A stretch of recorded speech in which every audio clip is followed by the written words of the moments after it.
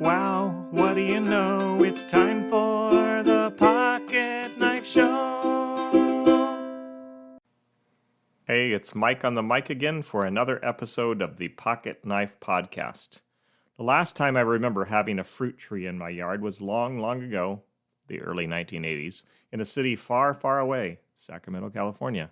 This tree, which grew in our front yard on 41st Street, wasn't a regular fruit tree filled with oranges or apples or lemons or pears. It was a loquat tree. It produced small, fuzzy, orange-colored fruit every year for us to enjoy, though I don't recall eating many loquats, and I don't really remember what they tasted like. I just remember the kind of tree and what the fruit looked like. Sort of.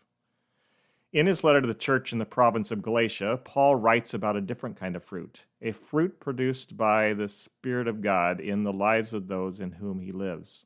Perhaps you'll recognize the fruit described by the apostle as I read his words from Galatians 5:22-23. The fruit of the Spirit is love, joy, peace, forbearance, kindness, goodness, faithfulness, gentleness, and self-control. I don't know about you, but love, joy, peace, and all the rest of these attributes of God's Spirit, they're kind of things I want in my life.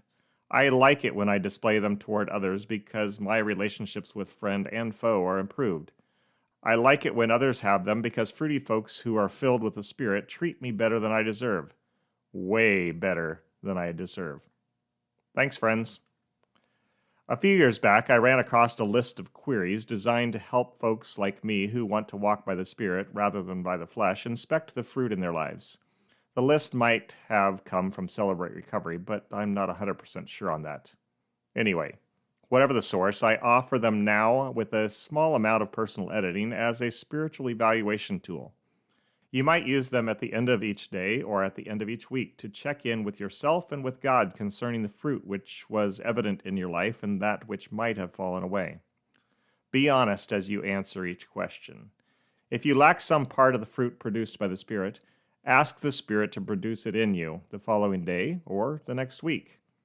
If a certain characteristic of God doesn't show up on a regular basis, seek the help of a good friend, someone you trust, to ask how your love is growing or your gentleness is showing. The Spirit's guidance and the help of a friend can fertilize the tree growing in your heart so that the fruit of the Spirit that you and God both desire can thrive in you. Intro done. Here are the questions. Pay attention if conviction comes when you hear any of them. Let the Spirit encourage you as you allow Him to grow His fruit in you.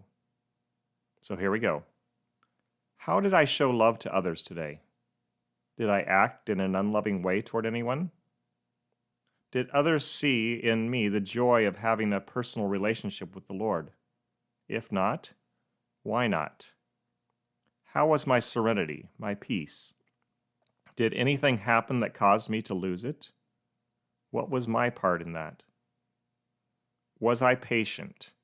If not, what caused me to lose my patience? Do I owe anyone amends? Would anyone say that I was kind or good? In what ways did I act unkindly? How was my faithfulness? Did I keep my word with everyone? How was my gentleness? Did I lose my temper or speak harshly or unkindly to someone? How was my self-control? Did I slip up in any area? And that's all the questions. Did you find an area or two where you need God's power to transform your life? Thank God for His help in seeing what He wants for you. Ask Him to do His work in you and trust Him to do it. It's His work. He loves doing it. So go now and live in the power of the Spirit and bring glory through your good deeds and the fruit of God's Spirit to God the Father, through His Son, Jesus Christ. Oh no, it's sad I know we've come to the end of the show. See you next time.